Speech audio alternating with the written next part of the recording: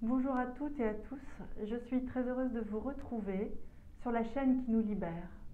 Je m'appelle Sylvie et je vais vous parler aujourd'hui de la maturité émotionnelle dont nous avons commencé à parler ou comment vivre de façon adulte et mature dans notre vie et nous adapter à toutes les situations de la vie sans problème, en ayant des relations adultes équilibrées, harmonieuses et saines avec les autres.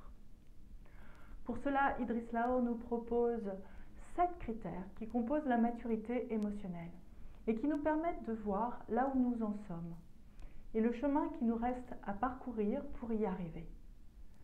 La maturité émotionnelle caractérise un homme ou une femme sur un chemin d'évolution, mais aussi tout être humain dans la vie de tous les jours. Nous avons déjà vu dans une précédente vidéo les 2 premiers critères qui composent la maturité émotionnelle, qui sont la capacité de bien fonctionner malgré les difficultés et la capacité de changer. Nous allons voir aujourd'hui les 3 suivants. Le 3e critère qui compose la maturité émotionnelle est la capacité d'aimer les choses et les autres. Voici quelques questions que nous pouvons nous poser. Est-ce que je suis irritée par certaines personnes ou choses dans ma vie ? Est-ce que je fais facilement des différences entre les personnes? Est-ce que j'arrive à accepter et à aimer les autres comme ils sont, malgré leurs limitations et leurs défauts? Est-ce que je pardonne facilement? Est-ce que j'aime ma vie chaque jour? Est-ce que je cultive la gratitude ou l'insatisfaction? Gurdjieff nous disait que la plupart des êtres humains n'aiment pas les autres, mais ne le savent pas. Ils ne le savent pas parce qu'ils ont été éduqués comme ça. Idriss Laor nous dit que quand on parle de capacité à aimer les autres, on a réellement cette capacité. C'est une faculté. Si on parle de cette faculté, de cette capacité, ce n'est pas une velléité, c'est une réalité. Quelqu'un qui a la capacité à aimer les autres, il les aime. C'est la volonté qui s'incarne. Et quelqu'un qui dit qu'il aime les autres, il faut immédiatement lui dire « prouve-le ». Et ça commence par accepter les autres comme ils sont et à les aimer sans discrimination. Une façon de pouvoir changer par rapport à ce critère, c'est de pouvoir intégrer ou en tout cas nous ouvrir davantage à des personnes avec qui nous avons plutôt une relation distante ou que nous avons tendance à exclure dans notre environnement, par exemple dans notre voisinage ou autour de nous, dans notre bureau, dans notre entreprise. Le 4e critère qui compose la maturité émotionnelle, c'est la capacité d'entrer en relation avec comme but une satisfaction réciproque. Les questions que nous pouvons nous poser pour ce critère sont les suivantes. Pour quelle raison est-ce que je fais quelque chose pour les autres? Est-ce que j'ai l'impression d'apporter quelque chose aux autres quand j'entre en relation? Est-ce que j'arrive à exprimer clairement mes besoins, mes attentes quand j'entre en relation avec quelqu'un? Et quand je ne suis pas satisfaite d'une relation, est-ce que j'ose l'exprimer à l'autre?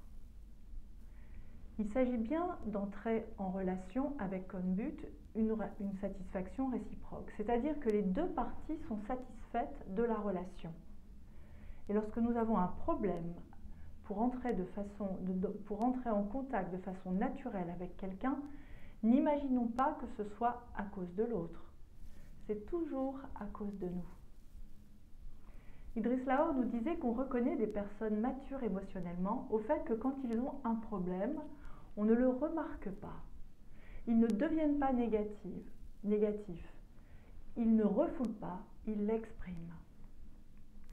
Et c'est souvent une difficulté pour beaucoup d'entre nous, car nous n'osons pas dire les choses de façon simple.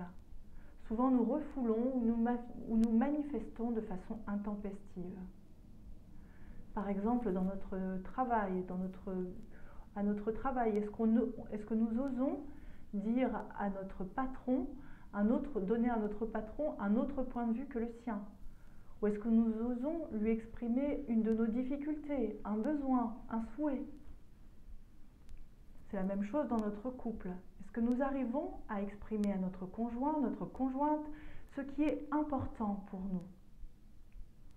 Par exemple, de suivre un chemin d'évolution pour devenir un homme ou une femme meilleure, tout en acceptant la réponse de l'autre et en la respectant.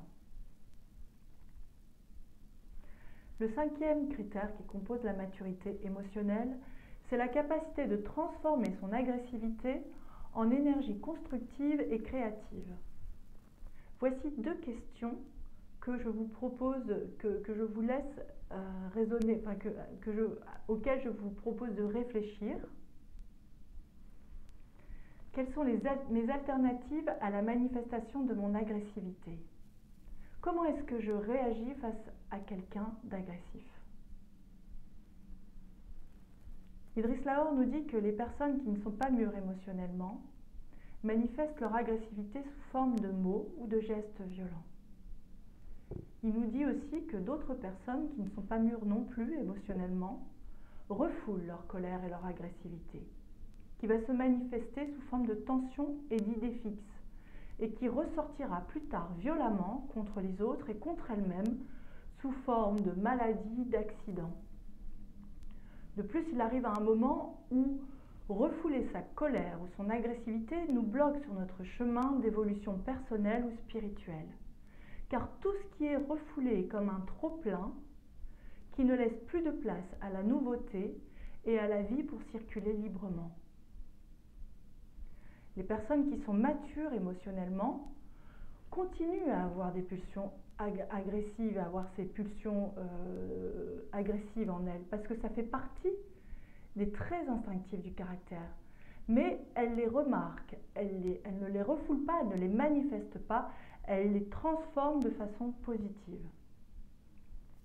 Idriss Lahore nous disait récemment de plonger totalement dans la manifestation opposée du trait en utilisant son énergie et en y mettant à la place une attitude noble, comme l'amitié, comme la joie, comme la sérénité.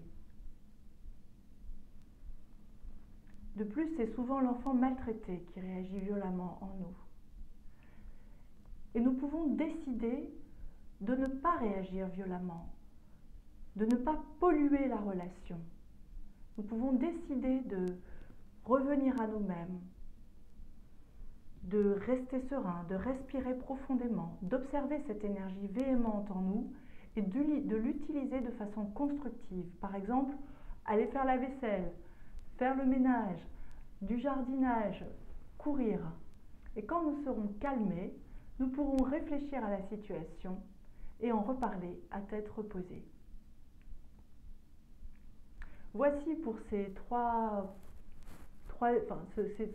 critères de la maturité émotionnelle, le 3e, le 4e et le 5e.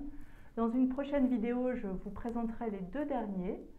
En attendant, vous pouvez commencer à réfléchir à comment votre capacité à aimer les choses et les autres, à réfléchir à votre capacité d'entrer en relation avec comme but une satisfaction réciproque, et à réfléchir à votre capacité à transformer votre agressivité en énergie constructive et créative.